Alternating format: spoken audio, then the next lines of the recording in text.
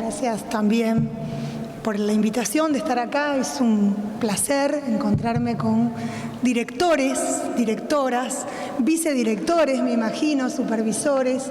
Es como, digo, un público selecto, en el sentido de que muchas veces el auditorio está muy mezclado y uno a veces no sabe cómo intervenir para poder interpelar a todas las funciones, y cuando me senté a pensar qué podía traerles hoy para charlar, para conversar, para abrir, me parecía interesante esto de que todos ustedes estén en una función directiva, más allá de que sean directores o vices, o que estén muy cerca. Supongo que a lo mejor también hay regentes y estas figuras que tienen que ver fundamentalmente con la conducción de nuestras instituciones.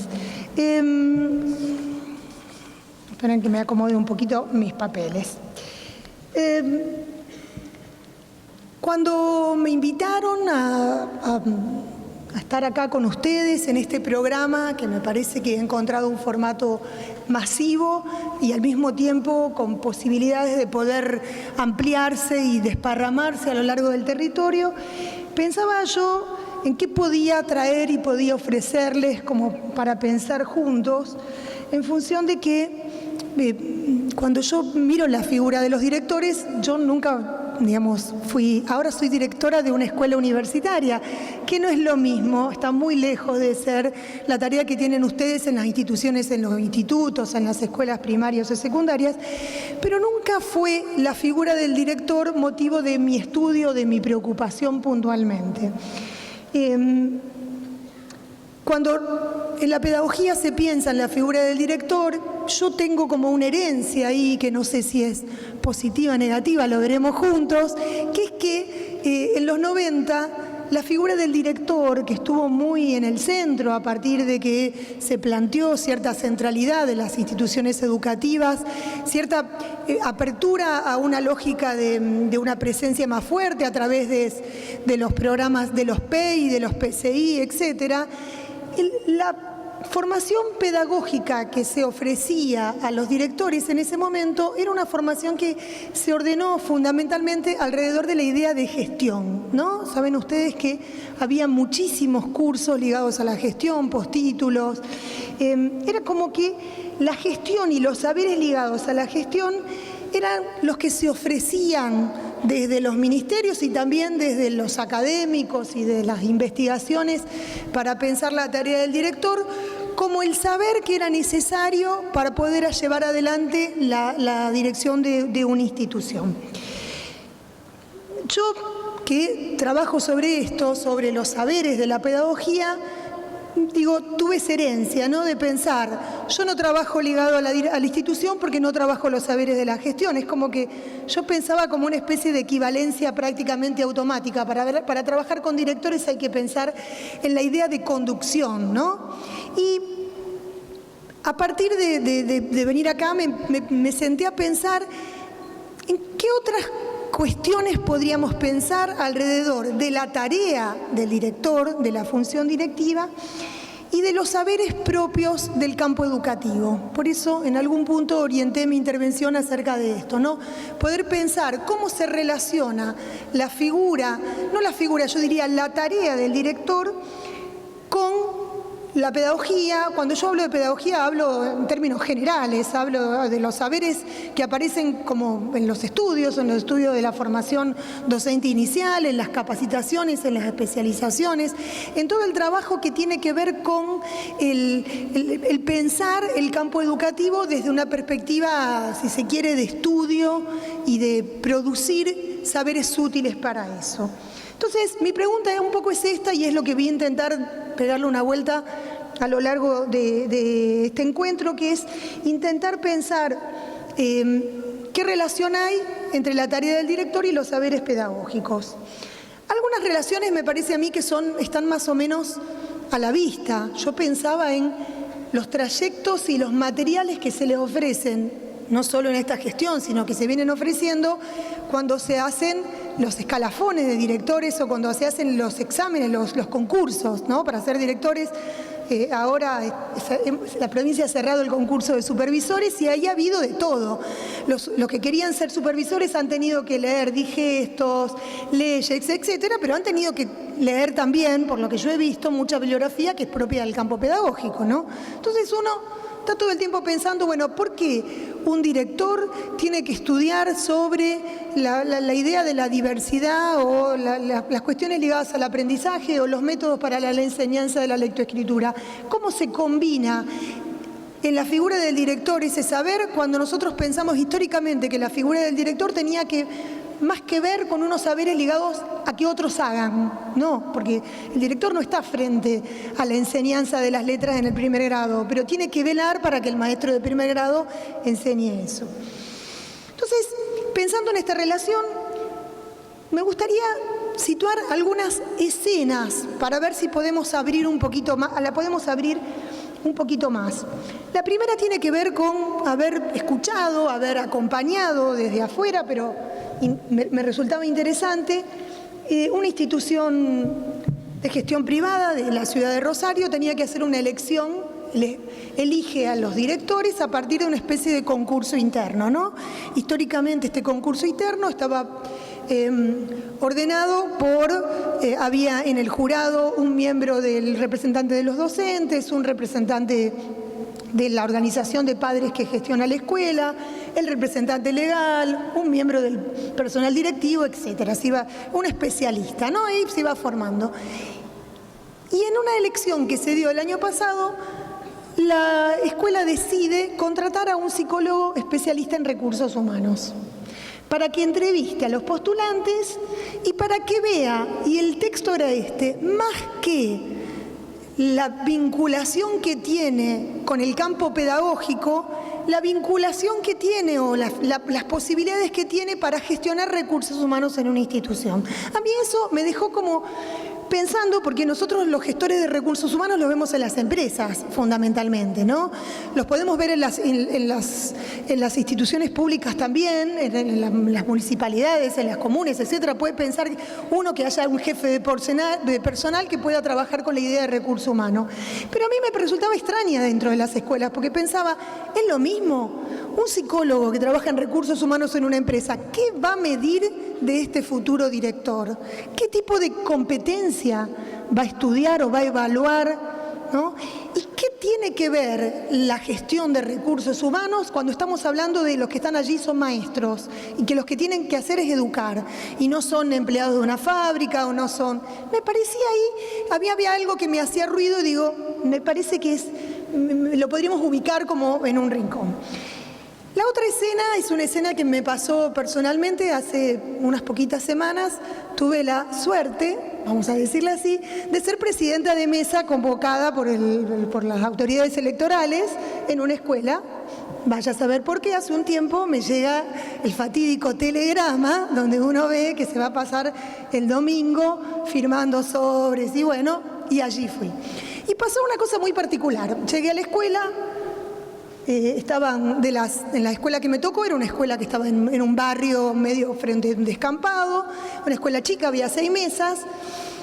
A las 9 de la mañana estábamos las autoridades nada más que de 2 mesas, por lo cual la directora de la escuela había resuelto que las elecciones no iban a empezar hasta que no estuvieran las autoridades del resto de las mesas, ¿no?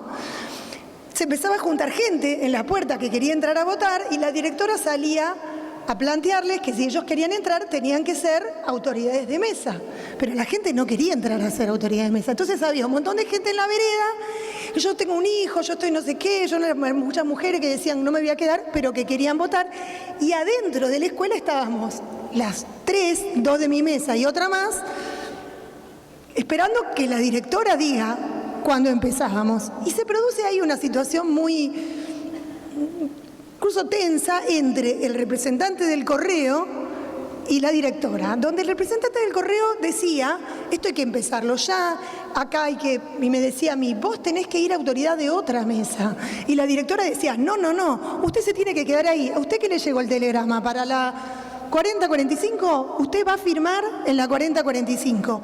Y el del correo, que era un muchacho muy joven y muy, no puede ser, que son las 9 de la mañana, está la gente afuera, la gente quiere votar. Bueno, en ese contexto, la directora era la que ordenaba. Y yo muy rápidamente al del correo le dije, medio intuitivamente, porque en un momento me dice, ¿vos tenés problema? Le digo, mira, yo no tengo problema, pero yo voy a hacer lo que diga la directora. Si la directora me dice cambiate de mesa, yo me cambio. Si la directora me dice que, qué sé yo, a mí me parecía que la directora tenía mucho más autoridad que el del correo. Pero no era un problema de pensar cómo se componen las estructuras, ni de quién son las responsabilidades. A mí me parecía que era la directora de la escuela, ¿no?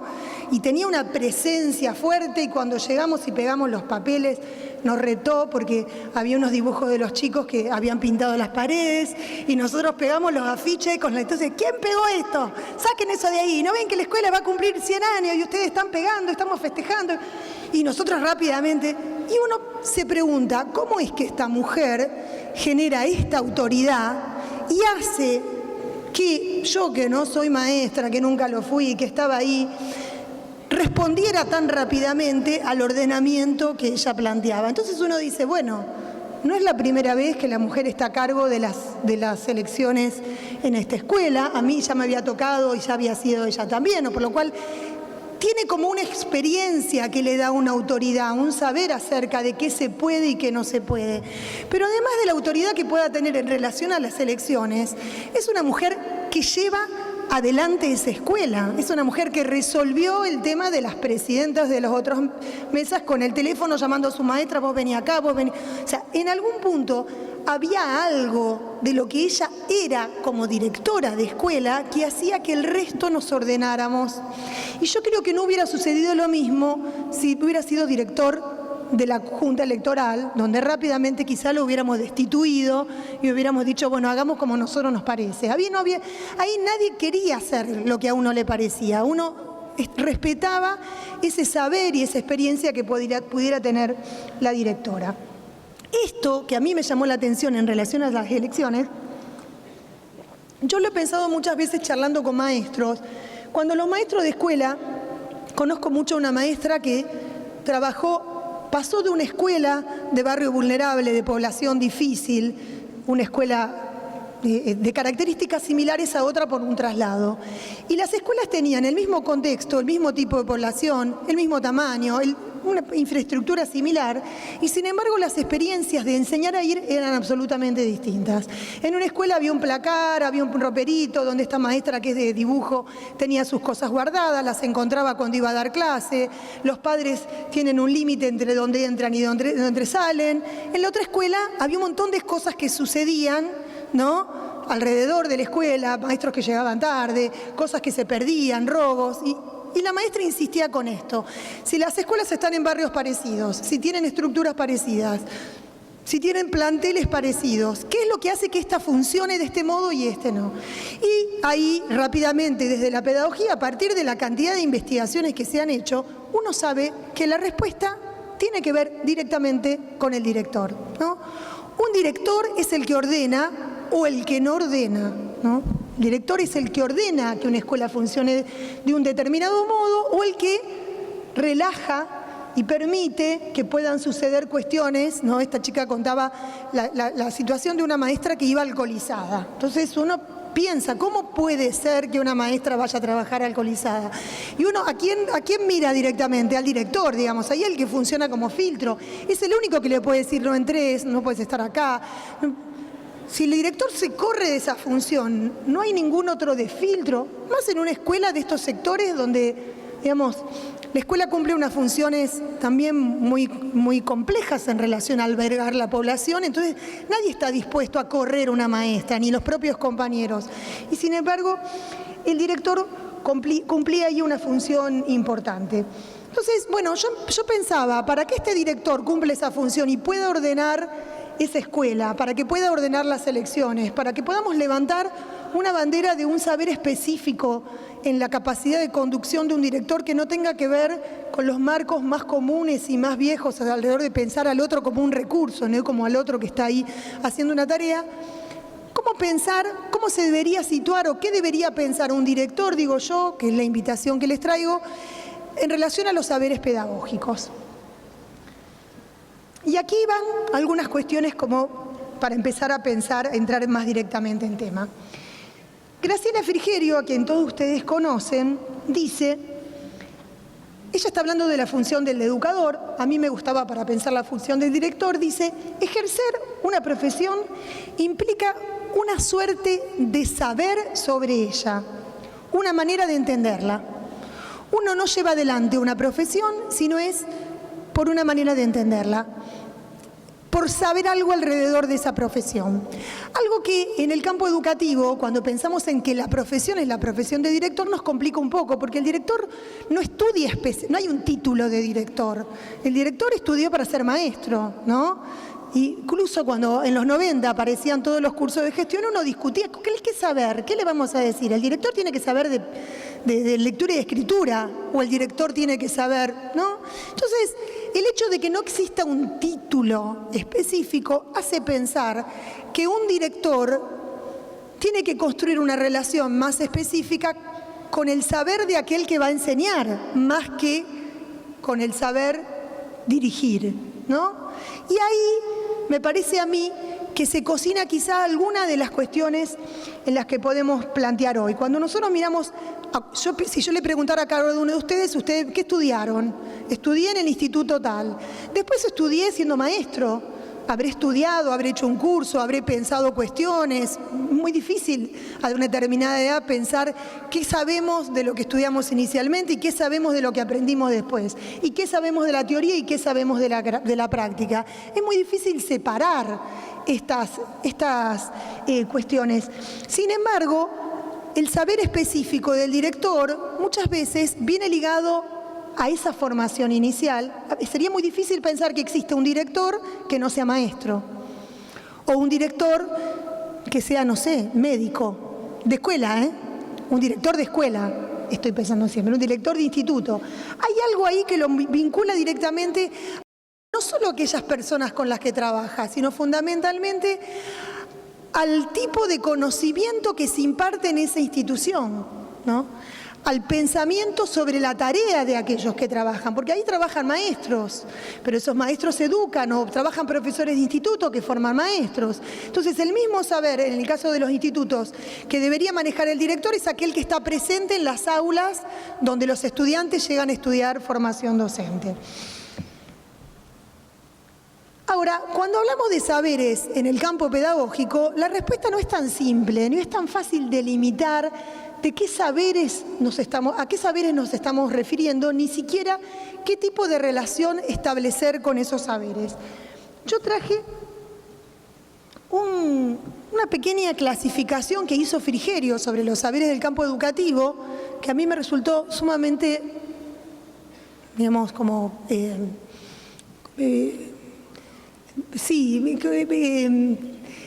esclarecedora, ¿no? Porque abre, al mismo tiempo que me complicó absolutamente, al mismo tiempo que la leía, ¿no? Ella dice, no sin humor ni ironía, puntuaremos, sin pretender agotarla, la multiplicidad de saberes que estamos acostumbrados a considerar que se ponen en juego en el acto de educar. Por supuesto, hay distintas maneras de nombrarlos. Los más tradicionales, los que expresan la intención instituyente de nuevos paradigmas, los que aluden a aspectos metodológicos, los que remiten a los destinatarios, nombrados en tanto grupo etario o por sus oficios, los que se han considerado prioritarios, complementarios, decorativos, significativos, útiles, innecesarios, superfluos, básicos, aplicados, ¿no? Todo esto decimos de los saberes, que son significativos o que son inútiles o que son... Los territorios concretos en las investigaciones nos señalan saberes adjetivados de este modo. Saberes insuficientes, saberes disciplinarios demasiado disciplinados, saberes renegados, aquellos sobre los cuales preferiríamos no saber, dice Frigerio. Saberes temidos, aquellos que se elige no tomar en cuenta. Frágiles, los saberes rebeldes, los conmovedores, los preocupantes, los censurados. Los saberes a no desconocer, las lecciones de lo ya sabido, no siempre atendidas. a interrogar aquellos saberes que brillan en el firmamento del pensamiento hegemónico de sucesivas actualidades y actualizaciones, saberes estallados, desestimados, el saber del adulto sobre sí mismo y sobre elección de profesión, saberes pendientes de comunicación, cuya construcción y socialización se halla limitada. Podría decirse también que hay saberes a compartir, saberes felizmente incompletos, tenebrosos y obstaculizantes, es decir, aquellos saberes que ofician de pantalla impidiendo el encuentro con el otro, saberes a ignorar porque son ocultadores y por ellos mismos operan al modo de saberes obturantes, saberes ignorados y saberes que no cuentan, que no entran en ninguna cuenta o que no deben ser contabilizados. Todos ellos forman parte de la educación e integran una suerte de repertorio que afecta y altera las maneras de comprender la formación de los educadores. A veces se inscriben e institucionalizan siguiendo protocolos formales y prescripciones curriculares y en otras ocasiones circulan de manera informal. Andan por los pasillos de las instituciones como fantasmas, tan invisibles como perturbadores.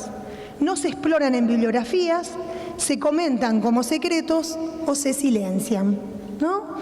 Ella abre este panorama amplio y al mismo tiempo complejo. Si nosotros tuviéramos que pensar cuáles son los saberes que circulan cada uno de ustedes en sus instituciones, a lo mejor podríamos ensayar algún tipo de clasificación que yo la pensaba bastante cercana a esa clasificación que hace en algún momento Borges cuando separa las especies animales y dicen los mamíferos y los no mamíferos, los que tienen pelo, ¿no? Es una clasificación que no están los saberes de la teoría y los saberes de la práctica tan fácilmente discernibles, ni los ocultos, ni los visibles, ni los saberes del otro, los saberes sobre sí mismo.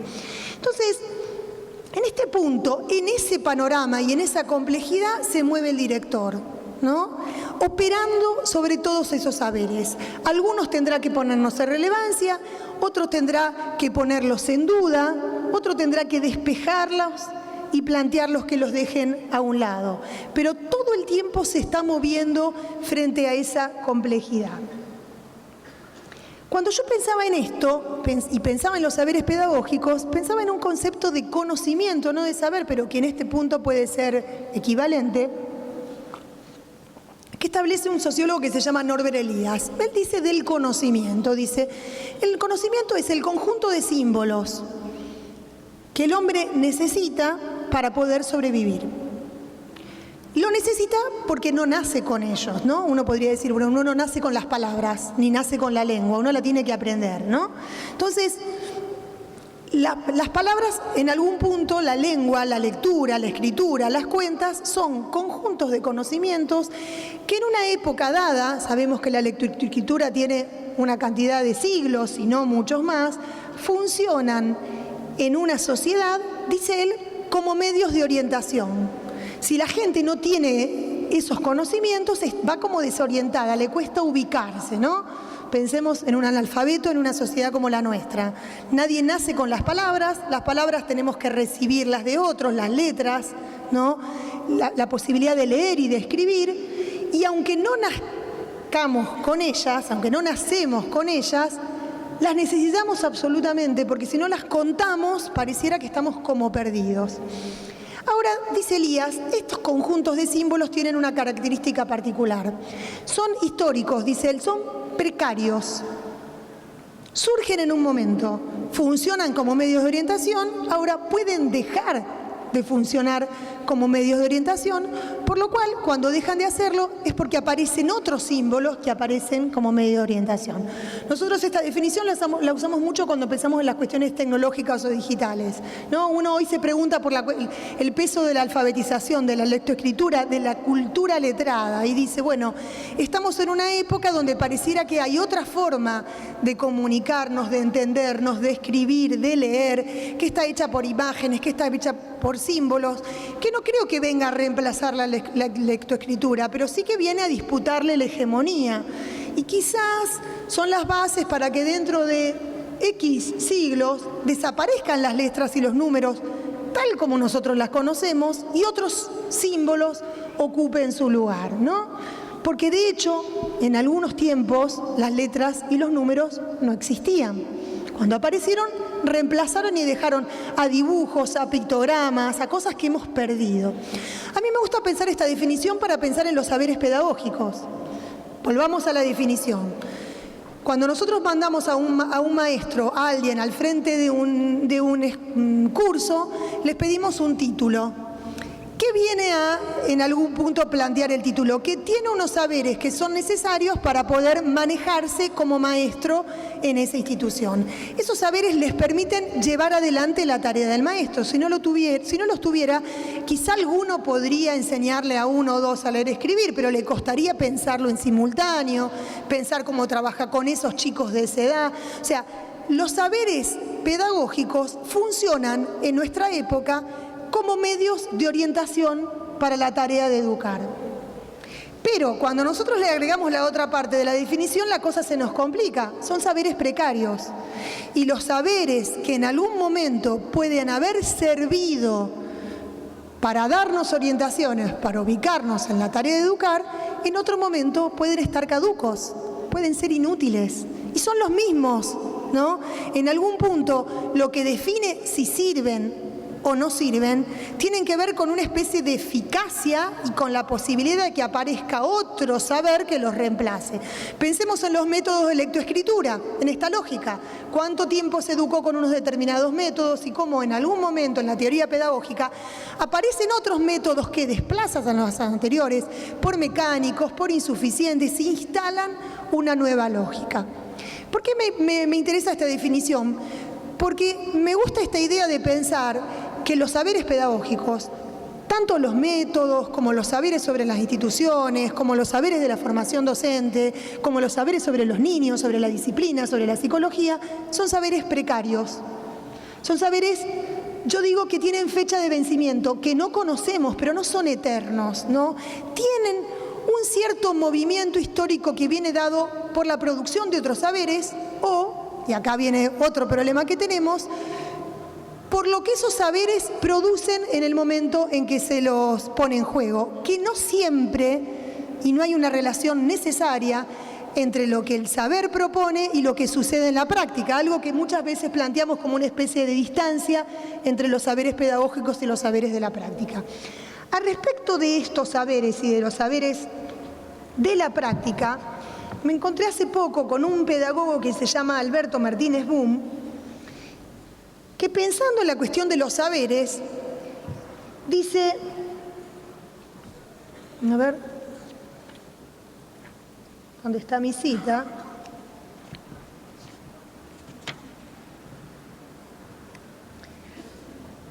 ¿Cómo se forman? Él insiste con esto. Vieron que nosotros muchas veces en términos pedagógicos discutimos sobre la relación entre la teoría y la práctica como el huevo y la gallina, ¿no?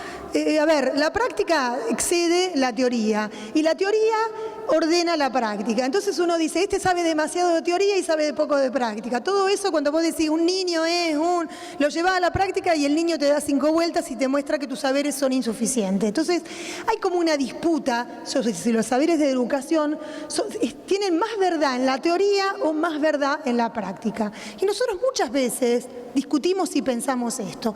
Este pedagogo viene a traer una idea que a mí me pareció sumamente útil también para pensar la función del director. Él dice que los saberes de la práctica, dice, pensamos el saber como un espacio, el espacio más amplio y abierto del conocimiento, donde se localizan discursos de distintos niveles, desde los más informales hasta los más sistemáticos. Son las prácticas las que engendran el saber y con ellas aparecen nuevos objetos, conceptos y técnicas, pero también produce alteraciones que inventa otras subjetividades. La configuración de un campo de saber sobre la escuela, el establecimiento de la relación maestro-alumno en un lugar y un tiempo determinados bajo un régimen de prácticas disciplinarias, aunque ocurre al margen del saber pedagógico, crean las condiciones para ese saber. Este pedagogo es un estudio muy histórico y él muestra que antes que existieran los debates, qué es la educación, etcétera, existían prácticas que nosotros hoy reconoceríamos como escolares. Entonces él dice, las prácticas se configuran y hay una especie de potencia que tienen esas prácticas, ¿qué hace que se generen saberes sobre esas prácticas que van a regularlos, ¿no? Él cuando muestra en términos históricos lo que pasaba en el 1400, en el 1500, en el 1600 y va mostrando cómo se van delimitando espacios educativos que son los antecedentes de nuestras escuelas, muestra que hubo necesidades que a lo mejor no tuvieron nada que ver con la enseñanza de la lectoescritura, pero que crearon condiciones de posibilidad para que después, sobre esas prácticas, se desplegaran saberes ligados a la introducción, por ejemplo, de la lectoescritura. A mí esta idea me gustó mucho, esta idea de pensar que lo que sucede todos los días es condición de posibilidad del saber. Es como que fuera que lo que pasa en las escuelas testea todo el tiempo las teorías y muestra la inutilidad de las teorías, pero es base de las nuevas teorías. Porque si nosotros quisiéramos pensar hoy cuál es la mejor forma para una escuela y si siguen funcionando bien los espacios, los techos, los salones, la relación entre un maestro con 30 alumnos, etcétera, deberíamos hacer una investigación sobre lo que sucede en las escuelas para decir la mejor forma de una escuela es esta y no esta otra que impuso Comenio hace cuántos años y que todavía respetamos como si fuera palabra santa. Esa idea a mí me pareció sumamente potente porque cuando pienso en qué hace un director al mando de una institución, pensaba en esto. ¿El director es consciente de que está fomentando la creación de condiciones de posibilidad nuevas de saber para lo que va a suceder en una escuela? Yo lo pensaba incluso en términos de responsabilidad. Que el director habilite que se lleven adelante unas prácticas o cierre otras prácticas, que pruebe algunas teorías y que abandone otras, hace que lo que ocurre en esa escuela es como que produjera un saber que en algún momento va a ser recogido, va a ser ampliado, ¿no? Y me parece a mí que yo no digo que entre el huevo, que estamos resolviendo el problema del huevo y la gallina, porque lo que sucede en las escuelas también viene de otros saberes que fueron previos, pero que en la dinámica de la producción de saber, la vida de las instituciones tienen un papel muy importante. Y si la vida y el funcionamiento de nuestras instituciones educativas están tan en manos de las posibilidades de conducir de un director, el director tiene como un papel central de responsabilidad frente a lo que sucede en la escuela con el uso de saberes viejos y con las posibilidades de plantear saberes nuevos. Vuelta de página. Entonces ahí venimos estableciendo como algunas cuestiones, yo digo, como algunos señalamientos para pensar esta relación. La otra cuestión que me gustaría señalar acá tiene que ver con lo que yo le llamo la naturaleza del saber pedagógico. ¿De qué está hecho el saber pedagógico? Cuando nosotros pensamos qué es una escuela tenemos una definición y cuando pensamos qué es un niño tenemos una definición.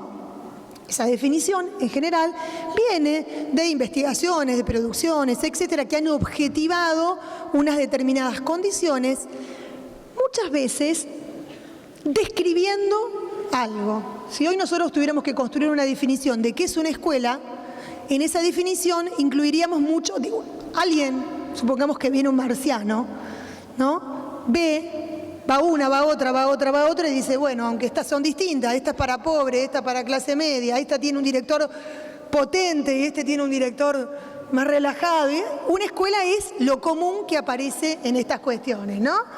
Observa y establece una definición. Cuando nosotros pensamos en qué es un niño o cómo aprende un niño, pasa lo mismo. ¿Con qué nos manejamos? Con Piaget. ¿Y qué hizo Piaget? Piaget sentó a su nieto, escribió cómo juegan, cómo tiran, cómo construyen, cómo conservan y después dice, los pibes piensan de este modo. De la observación establece una serie de saberes que después van a ser lo que van a ordenar, por ejemplo, qué se enseña en primer grado, qué en segundo, qué en quinto, qué cosa le puedo proponer al pibe y qué es demasiado complejo, ¿no? Entonces ahí yo digo, en el campo pedagógico hay muchos saberes que provienen de la observación, que son saberes descriptivos, porque alguien se sentó a pensar qué es lo que sucede y a ordenar, ¿no? Ese saber viene a plantear un curso de acción que parte de una observación, lo que muchas veces se nombra, quizá un poco rápidamente, como saberes de base científica, que se producen porque parten de la búsqueda de regularidades a partir de la observación. Pero este no es la única característica del saber pedagógico. Cuando nosotros pensamos en por qué educamos y hacia dónde apuntamos, nos encontramos con que en estas definiciones, ¿no?, la cosa va por acá. A este chico enseñale de este modo. Con los chicos de primer grado nos vamos a mover de este determinado modo. Vamos a hacer que los chicos... Había una maestra de una de mis hijas que dijo algo en una reunión de padres que a mí me dejó como así, subyugada, ¿no? Me costó. Dijo, a mí no me importa que los chicos aprendan la línea recta.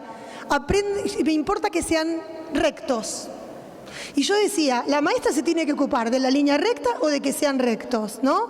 Y si por ocuparse de que sean rectos nunca aprende la línea recta, y si de preocuparse por la línea recta nunca se ocupa de que los pibes compartan, de que tengan principios, de que tengan valores, ¿no?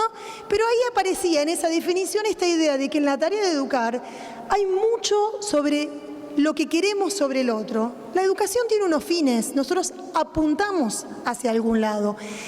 Y hacia dónde apuntamos no tiene tanto que ver con estos saberes descriptivos, sino tiene más que ver con, llamémosle, una intencionalidad política, un fin, una creencia, un valor, ¿no? Todo mezclado, ¿no? ¿Hacia dónde apuntamos en esta escuela? Apuntamos a que los chicos sean solidarios. Entonces vamos a llevar adelante actividades en el aula para que los chicos sean... La solidaridad no es un contenido curricular. En un momento quiso serlo, hubo algunos que ordenaron el currículum a partir de, ¿se acuerdan? Los contenidos actitudinales. Contenidos actitudinales, una cosa que sonaba como rara porque parecía como que eran, ¿cómo se llama? Oxímoron, aquello que tiene su propia contradicción. Sin embargo, esta idea aparece todo el tiempo presente y esto, si bien el ministerio puede querer regularlo y ordenarlo, las autoridades, etcétera, la cuestión de los valores o de las creencias o de la intencionalidad política exige los contenidos descriptivos, por lo cual excede la formación básica, no se aprende eso en los institutos de formación docente, y es difícil de pensar que sea regulable por las instituciones. Ustedes saben que están en instituciones, por las instituciones de gobierno, digo, ustedes saben que están en instituciones educativas donde ustedes pueden tener objetivos que no están pautados por las instituciones, tienen valores, apuntan a cuestiones ligadas a las actitudes, etcétera, que no necesariamente son parte de eso. Yo en esto pensaba en una escena que me contó una directora de un jardín público que recibe en el jardín de 3 o de 4 una nena que en vez de tener una mamá y un papá, tiene 2 mamás. Llega la nena, llegan las 2 mamás y se presenta una situación.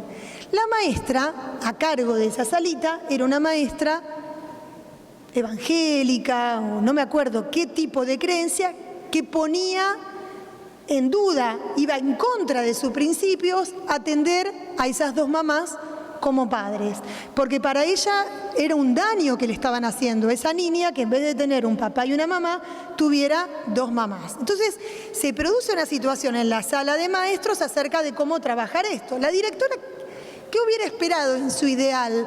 Que a la reunión de padres vengan esas 2 mamás, se presenten, que todas las acepten, que no se genere ningún tipo ni de conventillo, que tenga una nena con unas mamás lesbianas, ni esto, ni... Pero eso no ocurría. Las maestras estaban todas de puro cotilleo y decían, no te puedo creer, pero esto, ¿y qué vamos a hacer? Y las otras madres no van a querer mandar a sus chicos. Entonces, la directora estaba conflictuada, porque no, digamos, la nena estaba ahí. Entonces, en un momento alguien le dijo, no hagas reunión de padres, hagamos como que esas mamás, una es la madre y otra es la tía, digamos, ¿no? Todas las salidas para ordenar el ingreso de esa nena tenían que ver con creencias religiosas, en el caso de la maestra, con valores, con formas de entender la vida, de entender la sexualidad, con prejuicios, porque tampoco podemos decir que es un problema ligado a lo religioso, es un problema que tiene, digamos, hay distintas perspectivas, distintas miradas, que en este caso afectaban directamente a la vida institucional normal de ese jardín de infantes. Entonces uno ahí ve cómo, si bien eso se puede resolver por el lado del saber, hace poco estaba en la facultad, hicimos una actividad sobre estas cuestiones, ¿no? La sexualidad de los niños que desde muy chiquito no está definida. Entonces había una psicóloga que planteaba que los chicos pueden tener una definición no clara de la sexualidad en relación a varón y mujer. Era una situación que se planteaba frente a esta nena trans. ¿Se acuerdan que salió en los medios hace 3 o 4 años una nena que gestionó un documento, nació varón y gestionó? Entonces, una maestra levantó la mano, salón de acto lleno, y dijo: si usted me demuestra quién dice que eso es normal, yo la acepto. Entonces, ¿no?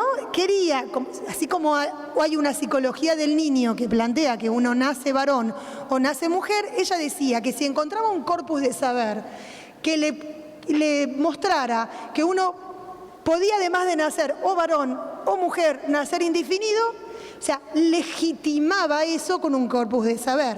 Viene de los saberes descriptivos. Yo me imagino que debe haber media biblioteca para un lado y media biblioteca para el otro, porque hay muchas teorías psicológicas, incluso biológicas, que plantean como estas otras.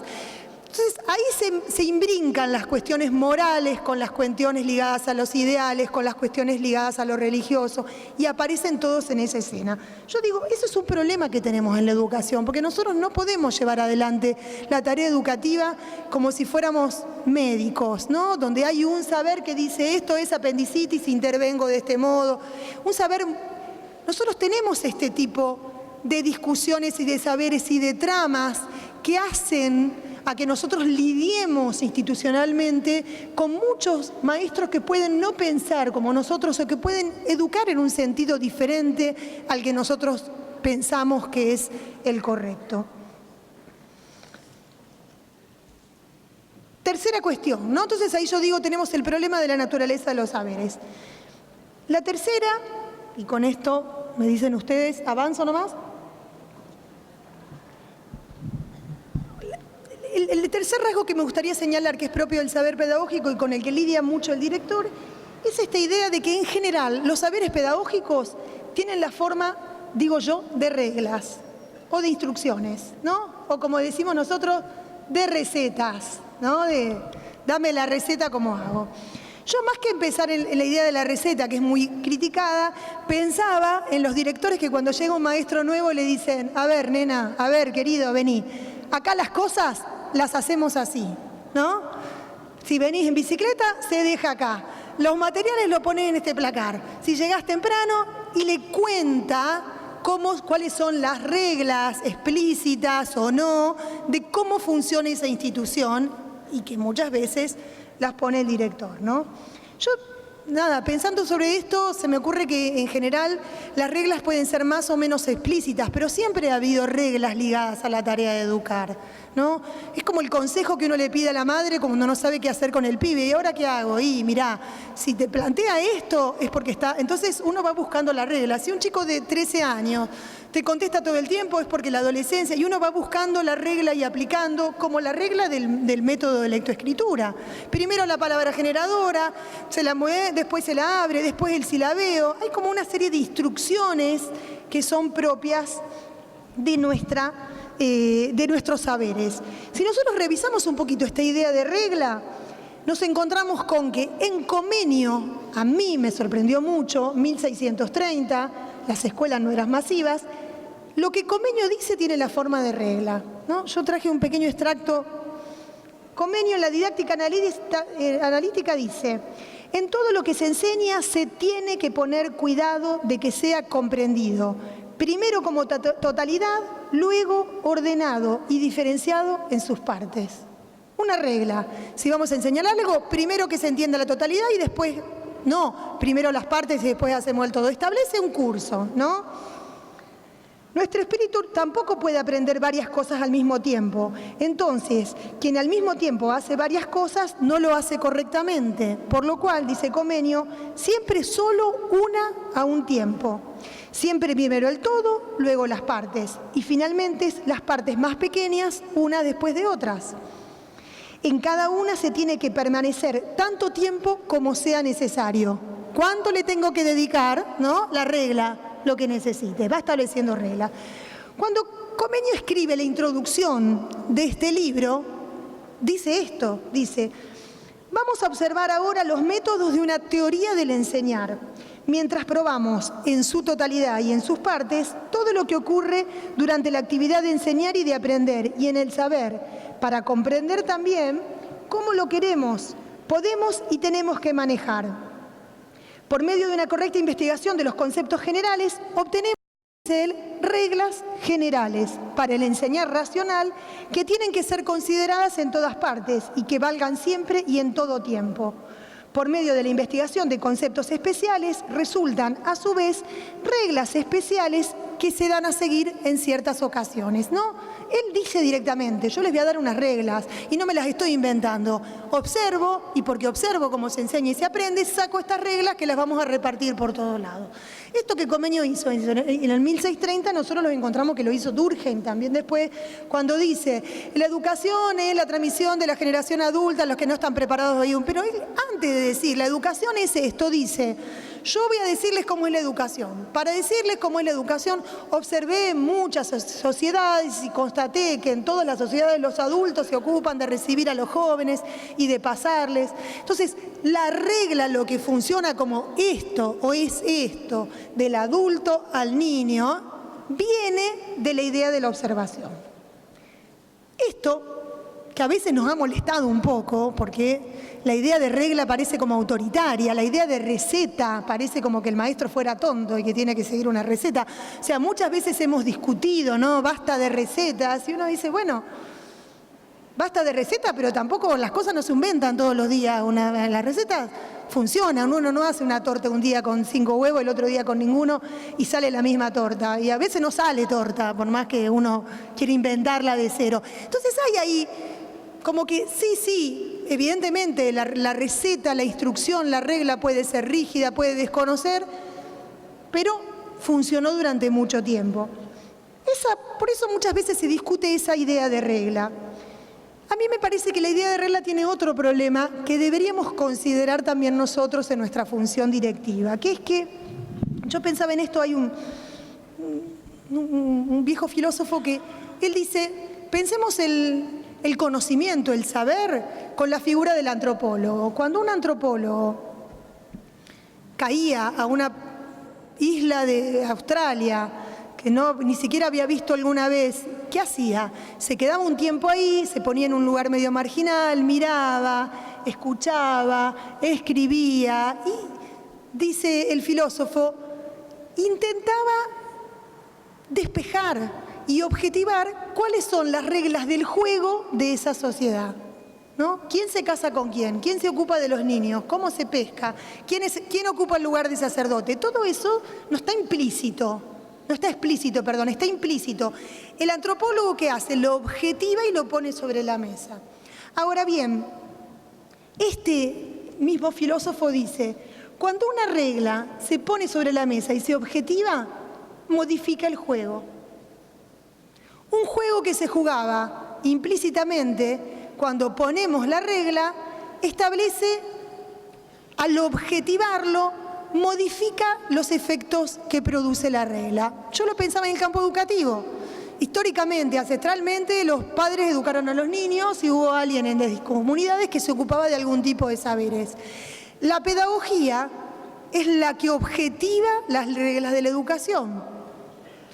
Pero como la pedagogía objetiva es de la regla de la educación a partir de observar, tal como lo hizo Durkheim o como lo hizo el mismo Comenius o como lo hace el antropólogo, cuando objetiva, en primer lugar, está objetivando algo que ha ocurrido. Es como que no habla de algo que es, habla de algo que fue, por lo cual parecería que en todo saber pedagógico hay cierto, yo le digo, anacronismo, ¿no? Es medio viejo el saber pedagógico. La descripción es siempre de algo que sucedió, pero hay algo que sucede nuevo que no está registrado por esa descripción. Pensemos en los ejemplos que usamos. Pensemos en Piaget. Piaget describió el pensamiento del niño. Describió el pensamiento del niño en las primeras décadas del siglo XX. Un niño de sector medio jugando en una alfombra de una casa y observado. Durante mucho tiempo creímos que el único niño era el niño piagetiano. Hoy discutimos que haya una esencia de niño que se corresponde a ese niño. Decimos, hay muchos modos de ser niño y tienen que ver con las lenguas, con los contextos, con las culturas, ¿no?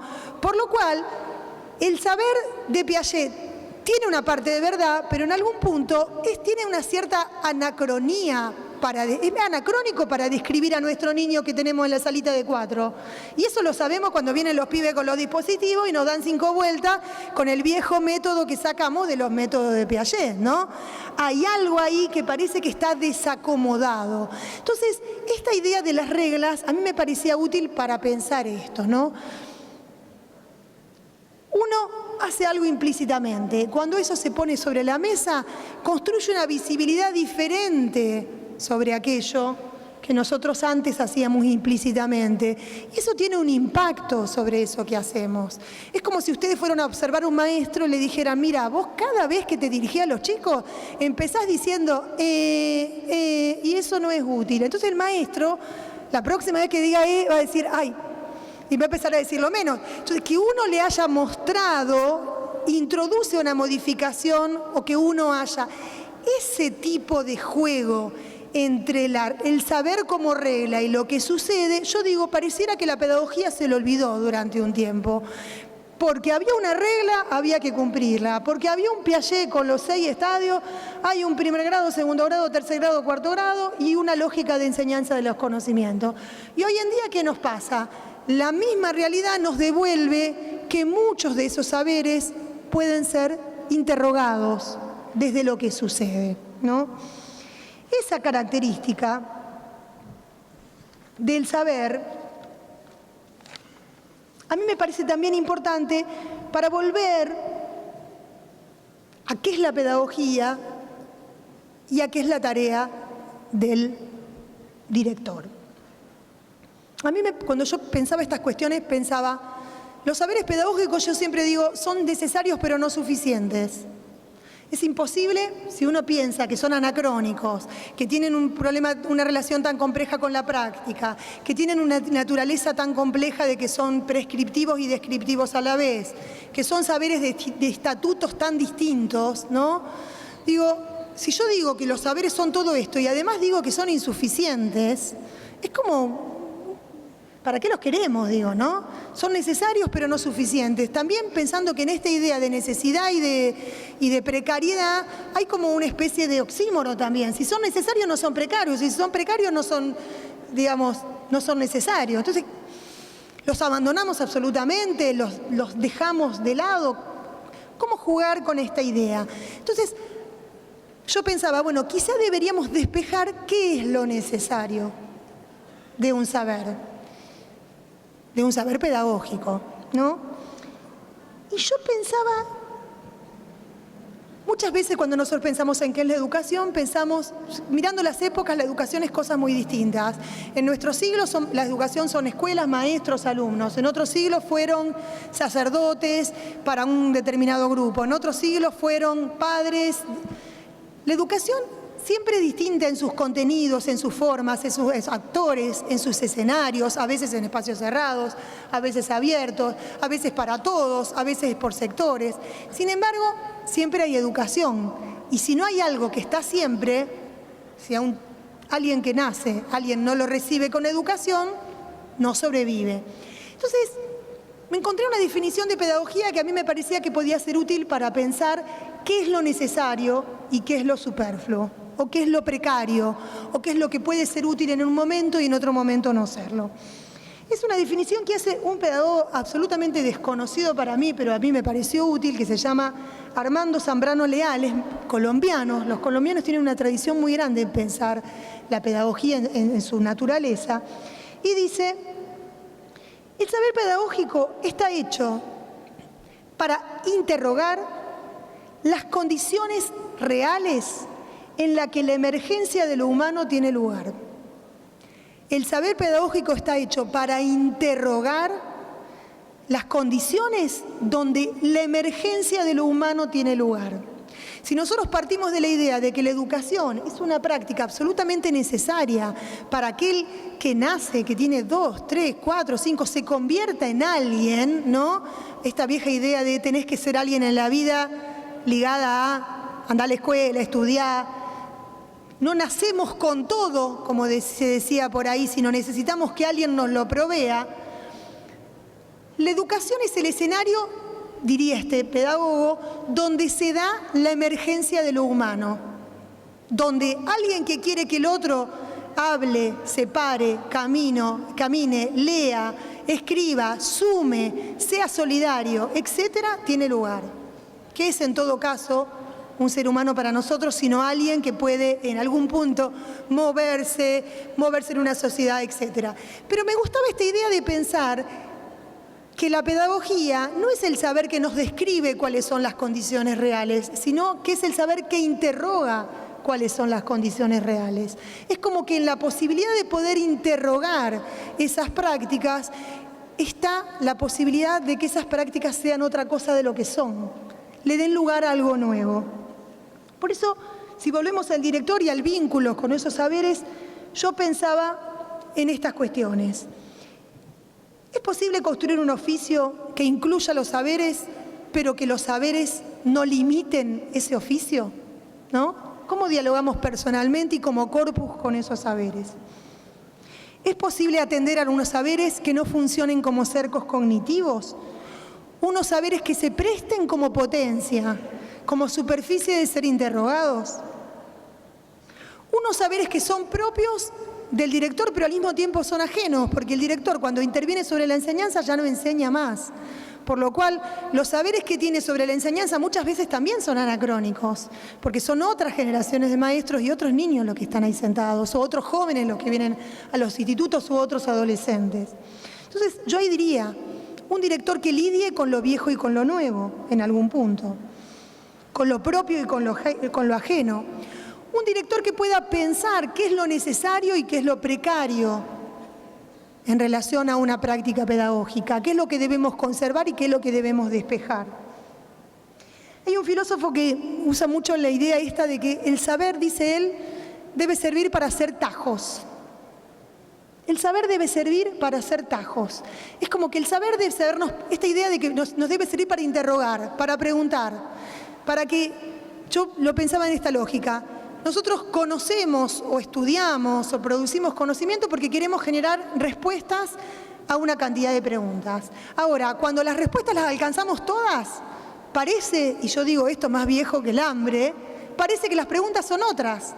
Porque nunca cerramos las respuestas a unas preguntas. Las preguntas nos las cambian.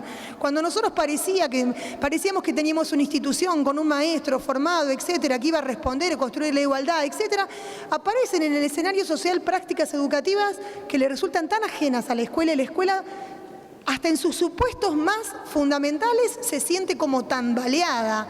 Porque a veces uno tiene la sensación que los saberes que tiene la escuela ya no sirven más para interrogar. Entonces, me gustaba esta idea de pensar que el saber, más que establecer y cerrar, abra, que el saber interrogue, que el saber abra aquello que todavía no está sabido y que va a salir del juego entre el saber y la práctica. Saber para dudar, saber para preguntar, saber para trabajar por los supuestos, saber de un director para que garantice que el saber no obture, sino que potencie las condiciones de posibilidad de la emergencia de lo humano. Saber que interrogue a los otros actores institucionales para asumir a la responsabilidad que tenemos como adultos de dar respuestas, como adultos, en términos adultos, de sociedad, de Estado, ¿no? De dar respuestas acerca de qué aprender a esos niños. Pero al mismo tiempo, para asumir que esas respuestas no son las únicas, que son estas y que puede haber otras, ¿no? Yo pensaba que por ahí quizás se puede establecer un pequeño camino para pensar la relación entre el director y el conocimiento pedagógico. Bueno, hasta acá y escucho las preguntas, las dudas, los comentarios, lo que quieran plantear. Muchas gracias. La compañera plantea esta cuestión acerca de que hoy es el día del himno, ¿no? Y a mí me hiciste pensar en algo que encontré por ahí también en relación a hay algo que está muy asociado a la idea del director que tiene que ver con lo colectivo. Como que en esta idea de la emergencia del humano, velar para que lo colectivo tenga lugar, el reconocimiento con el otro. Y pensaba cómo el director en algún punto concentra, es como la punta y el punto más alto y quizá el que está en la base del sostenimiento de una estructura colectiva como es la escuela, que al mismo tiempo sostiene una estructura colectiva que es un nosotros, que es una visibilidad del otro, que es una identidad nacional, ¿no? Ahí hay un elemento fuerte para pensar lo colectivo, que es lindo de pensarlo, ¿no? Digamos, la identidad es un derecho y todos, más allá de que despotriquemos por algún lado o el otro, nos emocionamos con algo que la escuela nos dejó en clave colectiva, ¿no? Y nos emocionamos cuando lo cantamos y cuando lo sentimos. Y eso es un legado de la escuela. Está bueno pensar qué responsabilidad nos toca en relación a esto, ¿no? ¿Qué legamos en relación a lo colectivo? Me planteo por qué si la escuela es cambio o es autonomía o es crear, ¿por qué tenemos que seguir, y uno lo que ella dice, con aquello de que los actos tengan la forma 1, la forma 2? Ahí hay algo estructurado que me parece a mí ya no va y sigue llegando todos los años en el calendario educativo. ¿Cómo haces para que un acto sea participativo, libre, creativo, emotivo, si estás siguiendo este acto tiene que ser con la forma 1 y a lo mejor están dadas las condiciones para que no tenga la forma 1? O a lo mejor los chicos están entusiasmados para hacerlo de otra manera. ¿Por qué se sigue con esas cosas? Es la pregunta.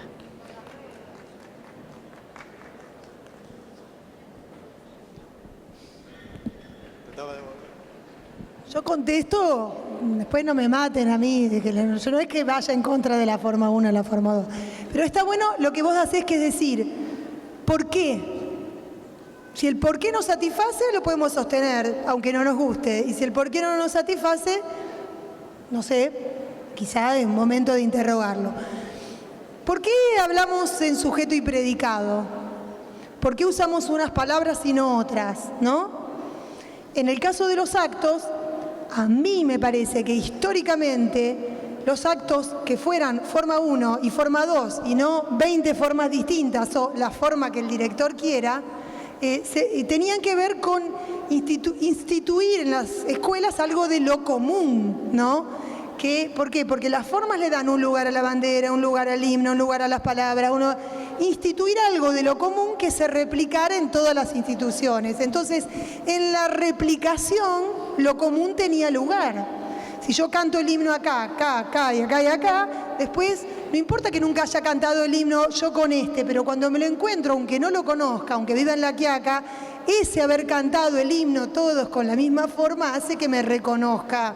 Entonces, yo creo que en muchas de las cuestiones rituales de la escuela se jugó esa idea de lo común, ¿no? Se instituye algo de lo común que es el conocimiento, la forma de hablar, la lengua, las normas, la visibilidad del otro, el sentimiento nacional. Quizá tu pregunta viene bien porque, bueno, preguntarnos acerca del valor de lo común, si reside ahí o reside en otro lado, puede darnos una respuesta para ver si es tiempo de dejar los actos librados al azar, que a mí no me preocuparía dejarlos librados al azar de todos ustedes. ¿Por qué? Porque ustedes tienen muchos años de acto 1 y 2. Entonces, digamos, es muy probable que ustedes guarden formas comunes, aunque no me lo... El problema es dentro de 20 años, cuando dentro de 20 años los directores no tengan años de acto 1 y 2. Entonces este director se escape para este lado y este se escape para hacer exactamente lo contrario. Este día, bueno, el día del himno no lo festejo, no festejo el día del aborigen porque no tengo nada que festejar y digamos, ¿no? Como que hay algo ahí de lo común y de lo nuevo que va jugando y que es interesante para pensarlo en esa clave. Pero me parece muy buena la pregunta. ¿Por qué? Es una buena pregunta para saber qué uno conserva y qué uno abandona, ¿no? ¿Qué es necesario y qué es precario? ¿Qué es útil y qué es inútil? ¿Qué funcionó durante mucho tiempo y qué deja de funcionar, ¿no? Entonces, yo ahí diría, ¿qué sucedería si dejamos de cantar el himno? A nosotros nada, pero dentro de 30 años los pibes no sabrían el himno, por lo cual no habría un modo de encontrarnos en algo común con un sentimiento. Puede no ser preocupante, a muchos países no les preocupa no tener un himno nacional, digamos, ¿no? Depositan las identidades nacionales en otras cuestiones que no son esas, el reconocimiento del otro. Pero no lo sabemos, ¿no? Es interesante para pensarlo allí. Muchas gracias, Silvia. Santa Fe avanza. Gobierno de Santa Fe.